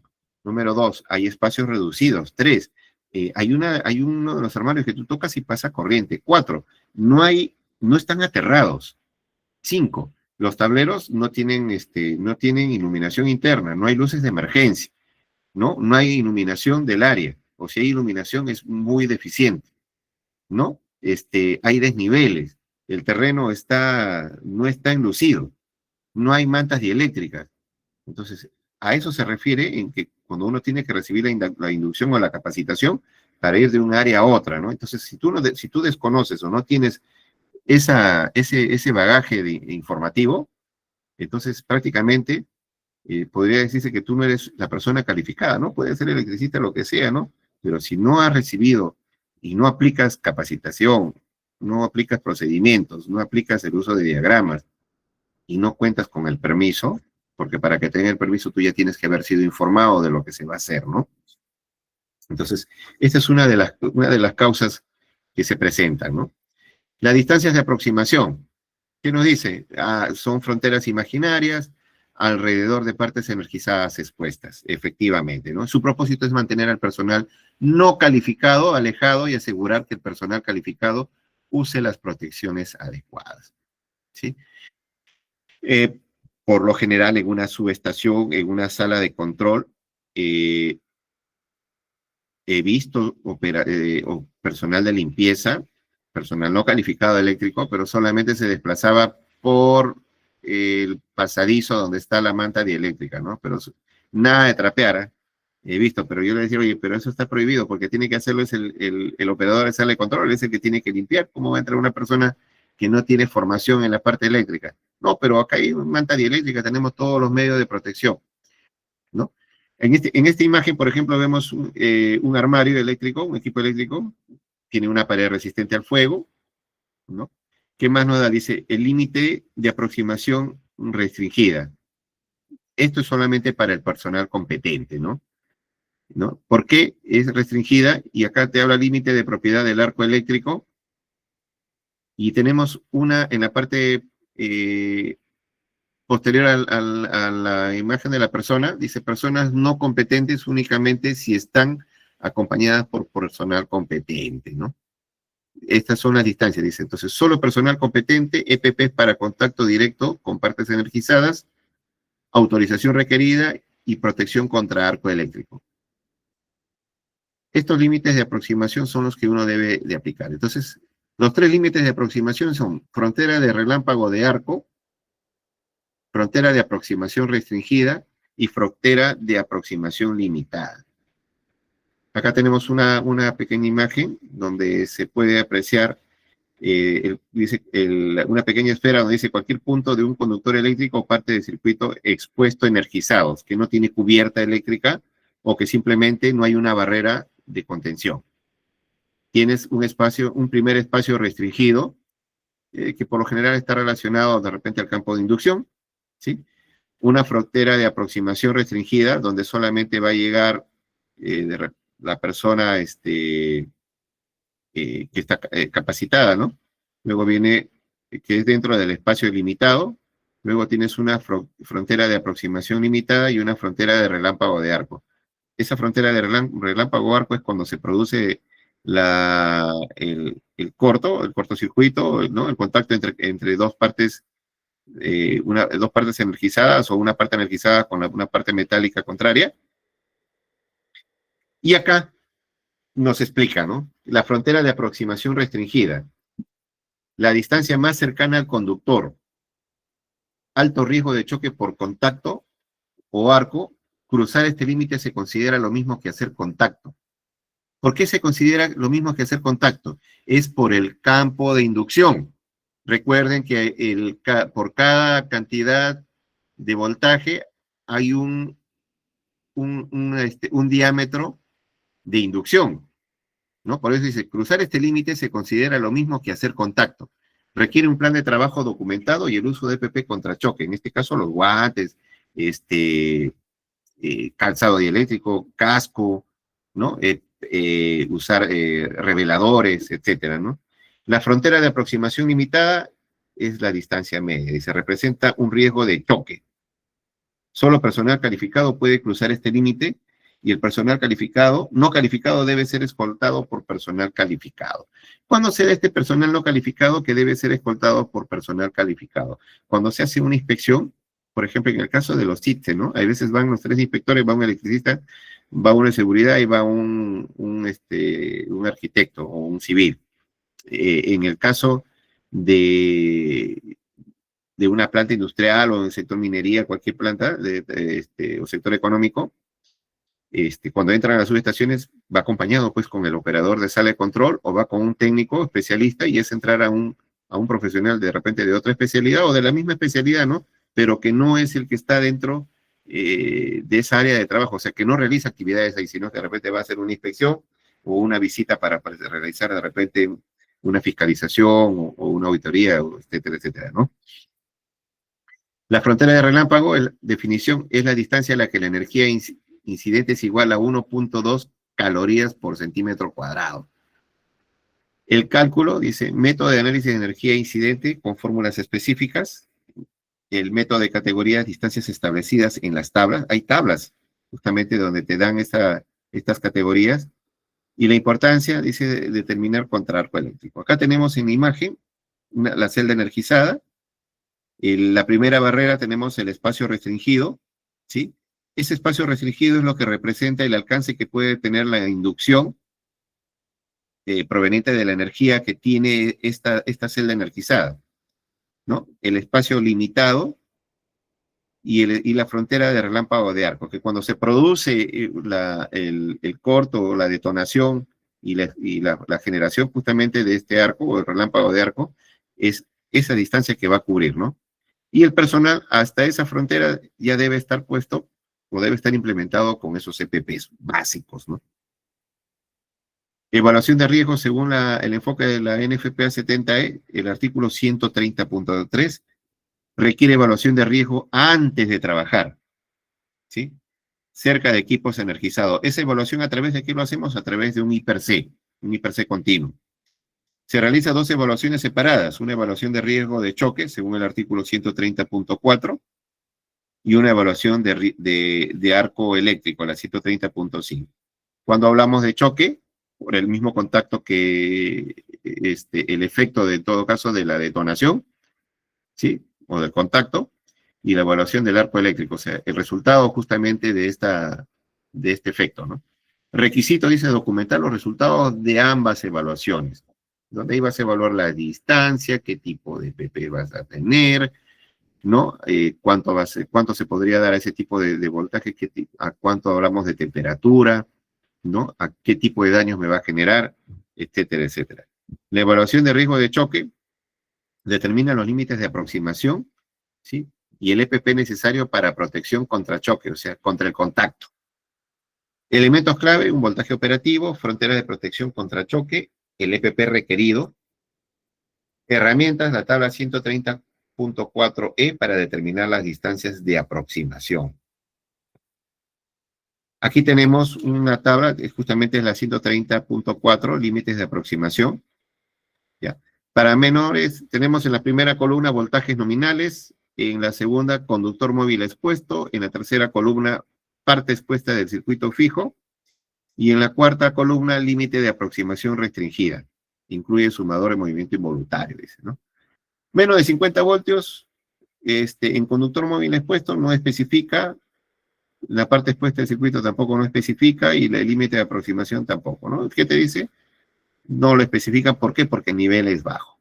Estamos en la segunda, por ejemplo, de 150 voltios a 151, bueno, te dice, ¿no? El conductor expuesto dice a 3 metros, ¿no? En la segunda columna, en la tercera, parte expuesta del circuito fijo, también 1 metro, y el límite de aproximación es a 30 centímetros, ¿no? O sea, hasta 30 centímetros tú tienes un límite de tu aproximación contra ese conductor. Y así llegamos al máximo, que es de 550 kilovoltios, 765 kilovoltios, 800 kilovoltios. Miren, ¿cuánto es la del conductor expuesto? ¿No? Conductor móvil expuesto, estamos hablando hasta de 4 metros hasta 7.2 metros. ¿Sí? Parte expuesta del circuito, para 7.2 metros, también te da igual, ¿no? 7.2 metros de parte del circuito fijo, y el límite de aproximación es hasta 4.9, o sea, hasta 5 metros, ¿sí? O sea, tú te puedes aproximar hasta 5 metros dentro de este límite, de los 7.2 metros. ¿Por qué los 7.2 metros? ¿Se acuerdan del centímetro por kilovoltio? Entonces, así, le están dando 7.2 metros, y sobre esos 7.2 metros de ahí tienes que tener aproximadamente 5 metros de tu límite de aproximación restringida, ¿no? Las prácticas de etiquetado, comunicación del peligro, etiquetado y señalización. Una vez analizado el riesgo, se debe continuar o comunicar claramente a los trabajadores. Eso es obligatorio, ¿no? Lógicamente que el análisis de riesgo, bueno, acá nos dice que se debe comunicar claramente a los trabajadores, pero el análisis de riesgo se hace en conjunto, no se hace de manera individual, ¿no? Cuando uno realiza el llenado del IPER-C continuo, se hace en conjunto. Todos están obligados a participar, porque cada uno va a identificar el peligro y evaluar el riesgo en función a la parte que le corresponde realizar dentro de esa actividad específica, ¿no? El etiquetado de equipos es un requisito obligatorio, ¿no? De la NFPA 70E. El etiquetado, ¿no? Las especificaciones técnicas de ese equipo.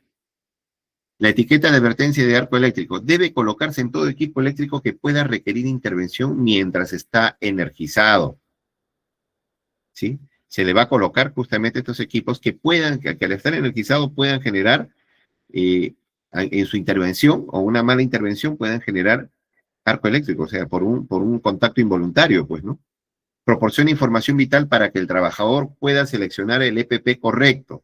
Sí, de acuerdo al nivel de tensión, te va a generar un arco con un nivel también,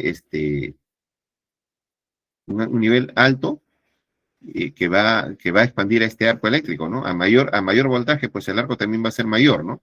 Entonces, ¿qué tipo de EPPs voy a utilizar? En el caso de la ropa ignífuga, voy a tener que utilizar, pues de repente, uno de mayor capacidad, ¿no? De mayor caloría. En este caso, hay hasta los 32 centímetros por cuadrados por calorías por centímetros cuadrados, ¿no?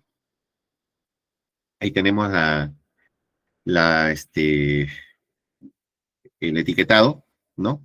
Riesgos eléctricos, utilizar EPPs apropiados. Dice protección versus ARFLAG, ¿no? Si es energía incidente, 1.10 calorías por centímetro cuadrado.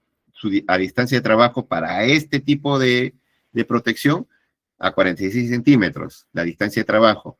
Y la frontera del arco, estamos hablando de 43 centímetros. EPP, uniforme, ¿qué te dice? Uniforme, casco, clase E, lentes de seguridad, tapón auditivo, camisa manga larga, pantalón 100% algodón, zapato industrial, guantes aislantes con protector de piel.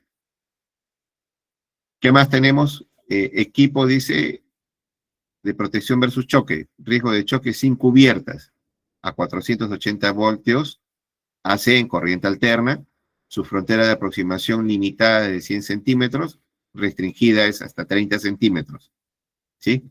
Y sus guantes, para este nivel de tensión es un doble cero. El doble cero es hasta 750 voltios, ¿no? La fecha, ¿no? ¿Qué más te da? La corriente de cortocircuito trifásica es 36.48 kiloamperes, ¿no? Voltaje, dice energía. Voltaje en energía, dice 11. Conclusión, la evaluación de riesgo es el núcleo de la seguridad eléctrica. ¿Sí? La evaluación de riesgo es el núcleo de la seguridad, efectivamente, ¿no? Si no hay una evaluación de riesgo en las actividades con energía eléctrica, estaríamos cumpliendo dos situaciones evaluadas de disconformidad, ¿no? De una condición insegura, en que de repente por negligencia y por desconocimiento, pues, ¿no? Si no lo haces es porque eres negligente, porque sabes que tienes que hacerlo. ¿Se requieren dos evaluaciones separadas de choque y arco? Sí, ¿no? Es por el contacto y otro por el efecto de ese contacto, ¿no? Los métodos de análisis deben seleccionarse según las circunstancias. Claro, ¿bajo qué circunstancias? ¿Bajo qué condiciones? Las circunstancias son las condiciones. ¿En qué condiciones vas a trabajar? ¿No? Y tienes que evaluar todas las condiciones posibles. Condiciones atmosféricas, climatológicas, condiciones de área, las condiciones propiamente de los equipos, el tipo de instalación, etcétera, etcétera, ¿no? La documentación es esencial para el cumplimiento. Lógicamente que si no hay una documentación, tú no vas a poder hacer un trabajo adecuado y con seguridad, ¿no? Prácticamente es como que te metes a un cuarto oscuro y, bueno, haces mantenimiento, pues, ¿no? Con línea energizada, a ver, a un cuarto oscuro. Lógicamente que lo primero que va a hacer es una muerte súbita, ¿no? Bien, jóvenes. Este es todo el alcance del día de hoy. Espero que esto haya podido cubrir las expectativas y pasaríamos a la ronda de preguntas para poder vislumbrar lo que se ha expuesto, ¿no? Sí, sí, profesor. Estimados profesionales, a continuación voy a activar su micrófono para pasar a la ronda de preguntas. Por favor, hacer buen uso de esto para poder tener un orden y una buena desarrollo. Ya pueden empezar a activar sus micrófonos, por favor. Ya está. Susan, levantó la mano. Susan CC. Sí, pueden preguntar, ya está activo el micrófono. Pregunten, jóvenes. O están por el chat, a ver. Vamos a ver en el chat. Ingeniero, buenas noches. ¿Es obligatorio que llevemos la categoría 3 en los EPPs? La categoría 3. ¿A qué te refieres en la categoría 3? Por ejemplo, nombró casco nivel 3. Ah, es que eso va a Correcto. depender va a depender del nivel de tensión. Va a depender del nivel de tensión. Recuerden, en las conclusiones, ¿no? Dice, a ver, los métodos deben seleccionar según las circunstancias, se requieren 2 evaluaciones. Tú tienes que evaluar, primero, desde cuando tú vas a realizar tu actividad, es en la parte eléctrica, ¿a qué nivel de tensión vas a trabajar? Y lógicamente que nosotros, por lo general, vas a trabajar en frío, ¿no? Pero ¿qué pasa si tú vas a trabajar en caliente? Entonces, ¿a qué nivel de tensión? Si tú entras a un patio de llaves, tienes que trabajar con la máxima protección, ¿no? Pero me dice, pero ingeniero, en un patio de llaves, 220 kilovoltios, ¿y por qué yo voy a entrar con un tipo 2 clase E de hasta 25 kilovoltios? Porque tú vas a estar manteniendo tu distancia mínima de seguridad. Uno, propiamente dicho, la instalación de los cableados, ¿sí? Llegan dentro del patio de llaves, ya están las torretas, ¿no? Y eso estamos hablando de una altura, pues, mayor a 4 metros, ¿no?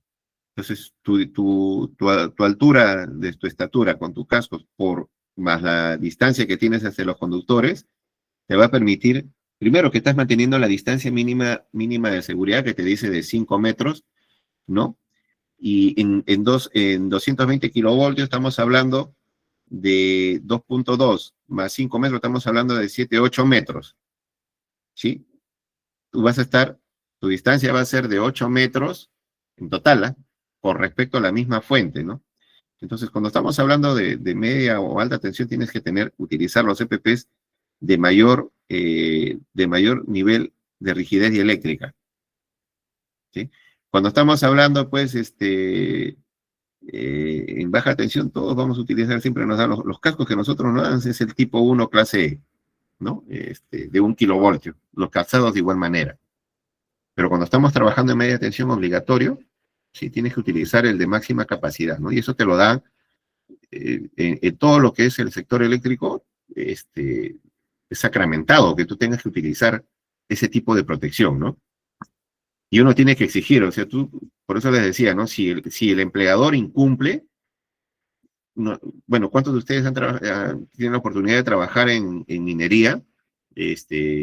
En plantas industriales, la verdad, no he visto mucho, pero debe tener algo parecido, ¿no? Pero en minería, por ejemplo, le dicen, tú tienes derecho a decir que no. Y está en la norma, ¿ya? Entonces, me imagino que en las plantas industriales también igual, ¿no? Algo parecido, pero es obligatorio. O sea, si te dan una orden, vas a hacer un trabajo y tú evalúas y no tienes la implementación adecuada, tú estás en todo el derecho de negarte a trabajar. Y si el supervisor te exige, tú lo puedes denunciar. Y eso es penado, ¿eh? O sea, él no te puede obligar, y eso ya sería una negligencia de parte del supervisor. Ya, no, tienes que hacerlo, no te va a pasar nada, no, ¿no? Hay situaciones que se dan de repente, que por lo general era antes, ¿no? Hace mucho tiempo atrás, ¿no? No te va a pasar nada, entra, ¿no? Y de repente no te dan una buena implementación, pero cuando hay una supervisión bastante exigente, al menos yo practico eso, ¿no? Cuando no le dan los CPPs adecuados, y yo inmediatamente les paralizo, ¿no? Y lo mando a llamar al gerente. Y a veces ha sucedido, ¿no? No, ¿qué pasó? No, se nos fue. No, ¿cómo va a ser? Nosotros no practicamos eso. Y le llaman la atención a la jala de oreja al de logística. Oye, ¿qué has comprado, no? Pero suele darse esas situaciones. Son raras, pero suelen darse, ¿no? Entonces, tú tienes que siempre, para todos, ¿eh? Siempre tienes que considerar el uso de EPPs de acuerdo. Usted tiene que evaluar a qué nivel de tensión se va a trabajar. Así sea trabajo en frío, ¿ah? Porque ¿qué pasa si se presenta una inducción? No hay un buen cortocircuito que se hace para el aterramiento, y hay un remanente, ¿no? Yo les cuento, estuve en Sauder el año 2023, en patio de ave, mantenimiento de seccionadores, ¿ya? Yo he subido y supuestamente estaba aterrado, ya estaba descargado, y estando con guantes, ¿ah? Se acercaba ahí a los seccionadores y se formaba el pequeño arco, ¿ah? Y el sonido, zzz, zzz, ya, pero estábamos con guantes, imagínate, ¿eh? Y ya no había energía, estaba todo, pero había inducción, ¿no? Y se presenta. Entonces, obligatorio teníamos que estar todos bien equipados, ¿no? Por eso ya sabíamos, oye, si va a haber, está presente la energía ahí, ¿no? Utiliza tu guante. Por más que hay corta energía, utiliza el EPP para ese nivel de tensión, ¿no? Así es, joven. Lozano, Luis Lozano, tu pregunta. Buenas noches, ¿qué tal? Buenas noches. Sí, ingeniero, que es una consulta. Claro, si bien es cierto, usted mencionaba, claro, en el caso del sector minero, bueno, sobre todo en la gran minería, bueno, se entiende que ahí hay un poco más de control en los temas de seguridad. Pero por experiencia le digo, y usted antes hablaba de las plantas industriales, no sé si da conocimiento, pero el sector económico en el Perú que más accidentabilidad tiene es más bien la industria manufacturera. Y eso hay que estar claro, o sea, eso se puede consultar en los anuarios estadísticos, ¿no? Del Ministerio de Trabajo y Promoción del Empleo, ¿no?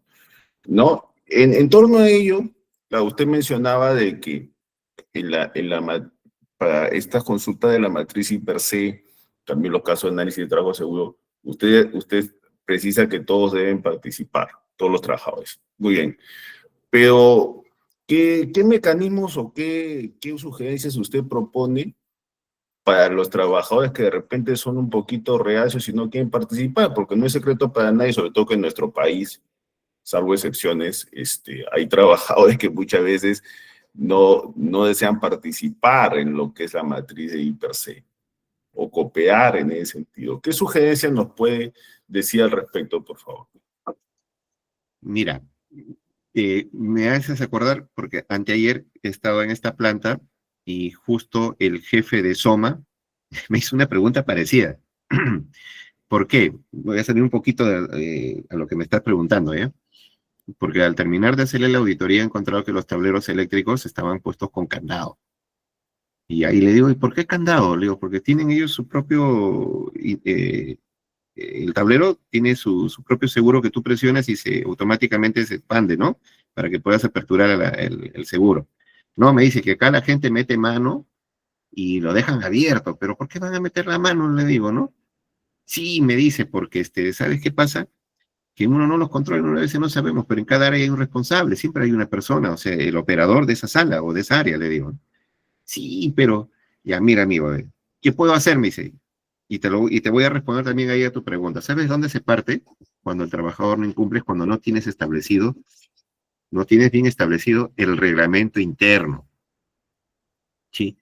Cuando tú no tienes bien establecido, porque la gente siempre desobedece. ¿Sabes qué es lo que pasa con minería? Que ellos tienen bien establecido. ¿Sabes qué aplican ahí? Lo que se llama tolerancia cero. ¿Sí? Hay una relación de incumplimientos que se pueden suscitar o se pueden presentar que el trabajador incumpla, y esa tolerancia cero es el despido inmediato. Ya, así dice, una de ellas dice, ¿no? Ingresar a trabajar en estado etílico, ingresar a áreas o manipular equipos o herramientas de poder sin autorización. ¿Ya? Eso es una falta así grave, ¿eh? ¿Ya? Es una falta grave, o sea, te detecta o alguien, porque siempre todos están dispuestos a comunicar, ¿no? Oye, el señor, hemos detectado hasta el barrendero, y él te puede llamar la atención en la mina, ¿sí? ¿No? Entonces, inmediatamente, pum, viene seguridad y te llevan. Y vienen con vigilancia, toman un atestado y te dejan en la puerta, afuera, que se encargue tu empresa, vean, pero acá ya empieza la investigación de accidente. Entonces, todo parte del reglamento interno, número 1. Ese reglamento interno, en el reglamento interno tiene que estar implementado justamente esas normas. ¿Qué pasa cuando el trabajador no participa? Si el trabajador no participa, entonces ya tiene que estar establecido. Porque, ojo, de acuerdo ahora a la nueva disposición que está en la ley, te dice de que, por ejemplo, ya no puedes despedir a un trabajador sin primero haberle solicitado que presente su descargo. ¿Ya? Entonces, parte primero del reglamento. Número 2, el otro responsable, ¿sabes quién es? De hacer seguimiento es su supervisor. Si ese trabajador no participa, él le tiene que exigir que él participe. Y ¿sabes cómo yo practicaba antes? Así le decía, ya han hecho, a ver, los reunía, ya listo, a ver, ¿qué peligro has identificado? ¿No? ¿De qué ha sido la charla el día de hoy? De ahí los agarraba uno por uno. Entonces tú no has participado, a ver, pero tú has participado ya, ¿cuál ha sido tu aporte? Acá en el IPRC. Calladito, ya señor, entonces usted no ha participado, pues ya sabes qué, mándelo a hacer otro trabajo. O sea, para esta actividad el señor no entra. No que lo estaba votando, ¿eh? Simplemente el señor, mándelo que vaya a oficina, no sé, ayudar a limpieza, al almacén, pero en esta actividad hoy no entra. Salvo que él ahorita participe y haga una identificación, pues, ¿no? Pero tú sabes que muchas veces estamos contra el tiempo y no por uno solo no vamos a paralizar la actividad, ¿no? Simplemente el señor sale, ¿no? Sale el equipo, vaya a hacer otra actividad. Pero parte del supervisor, claro que la responsabilidad es del trabajador, ¿no? Entonces, y tú tienes que hacerle ese seguimiento a todo tu personal porque tú eres el responsable, el supervisor es el responsable del equipo de trabajo. Si alguien se accidenta, ¿sí? Si alguien se accidenta, lo dice bien la ley 29783, el supervisor es responsable por la integridad del trabajador. Entonces, recae en que para que tú autorices, tú has debido hacer seguimiento a ese equipo de trabajo. Y muchas veces los supervisores no participan. Ese es otro gran problema, ¿no? Hoy en día ya hay muchos profesionales que se han ido a la cárcel justamente por incumplimiento, ¿no? Se accidentó el trabajador y recae ¿quién? El supervisor. Va con el gerente. Lo primero que hacen las cabezas, ¿no? Bueno, ya no sé qué técnicas legales utilizan, pero al que siempre sufre las consecuencias es ese supervisor, pues, ¿no? Y en otras situaciones el mismo trabajador, porque al final, con la investigación de accidentes, se descubre todo, ¿no? Descubre que al final, lo que tú dices a veces, ¿no? El trabajador no participó porque le preguntan, bueno, en la investigación, ¿y usted qué hizo, no?